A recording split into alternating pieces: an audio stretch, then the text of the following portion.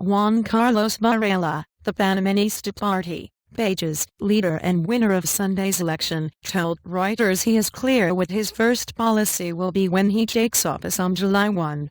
And establish emergency price controls on 22 products in the basic basket to lower the cost of living by more than $600 million for the Panamanian people and avoid speculation in products, he said.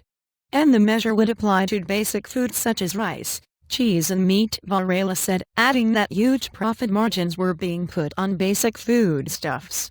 And we feel that this is very unfair for the people, Varela, a 50-year-old U.S.-trained engineer whose family owns Panama's largest liquor company, said in an interview. And Martinelli, who Varela helped to win election in 2009 before the two fell out acrimoniously, owns one of Panama's largest supermarket chains. When asked if the controls would apply to Martinelli's stores, Varela said, "Without a doubt.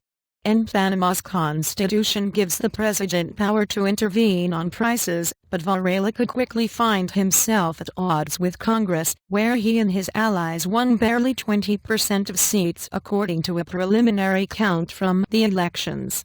And at up to $624 per month, the minimum wage in Panama is high, but the country has a large informal economy and the cost of food has been running higher than overall consumer prices. And annual inflation was trending lower last year and dipped further in 2014 to hit 3.3% in March. Food and drink prices had bucked that trend and were up 5.1% on the year in March, up 0.5 percentage point from December. And more infrastructure, and Varela won the presidential election with 39% support after he and his center-right alliance ran a campaign claiming credit for many of Martinelli's successful economic policies. And he has vowed to continue his rival's infrastructure spending and social programs, but in a more transparent way. And I'm not going to raise taxes, my taxes are going to be on corruption, Varela said. And Panama's economy has grown at an average clip of 8.2% under Martinelli, one of the fastest rates in Latin America. Varela said he expects it to boast growth of around 6% on average during his 5-year term. And debt became an issue in the election as the public works boom and handouts for those outside the social security system have slowed the country's ability to pay it down.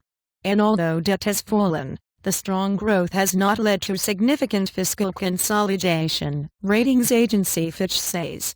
And we will use our cash flow to confront the debt, pay our creditors and also take on more debt and keep investing in the works that the Panamanian people need, Varela said. And during his term, he said Panama would invest more than $15 billion, mostly in big infrastructure projects such as at least 2 further metro lines in Panama City and social programs. And although Panama's famous canal brings the government around $1 billion a year in revenue, the Constitution prohibits politicians getting too involved in its administration. And Varela must, however, oversee a major expansion of the canal. Work was briefly suspended earlier this year by a dispute with the canal authorities and the building consortium. And work ground to a halt again last month due to a nationwide strike over pay, raising more questions about the finish date. And Varela said he would seek to resolve the dispute when he takes office but declined to say whether the expansion would be completed by the current deadline of December 2015. And additional reporting by Reuters, editing by Dave Graham and Kira